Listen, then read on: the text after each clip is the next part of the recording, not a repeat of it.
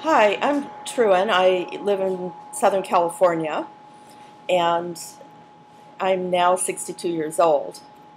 When this occurrence happened in my learning history, I was 24 years old. It happened in the ocean off of the Mexican Riviera. I believe it's an example of what one shouldn't do to teach somebody. However, it was very effective. I was on the island of Cozumel, and my husband and I were swimming and wandering around in Mexico. And I was quite a decent swimmer, but I was afraid to snorkel. I was afraid of barracuda and shark and all of those creatures out there that I was not thrilled about being in the water with. But one day we rented snorkels and fins, and out we went into the reef. And it was wonderful. He was holding my hand, and we were looking at fish, and of course I became absolutely mesmerized.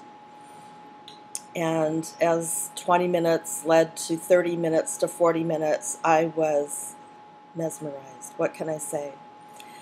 Forgot about everything but these beautiful fish and this experience of floating in this warm sea with these lovely fish. I was so tranquil and relaxed and happy. Never had been so calm, so pleased with myself. Suddenly, I looked up, and of course, the whole time, my dear husband was there holding my hand. Suddenly, I came back to my senses and looked up. He was nowhere to be found, and I started to flounder and look around, and I saw the coast way off in the distance. And there I was alone, alone. And I panicked, and all I could think of was, I'll float on my back, and my snorkel became full of water, and it was a horrible, horrible situation. But I knew how to swim.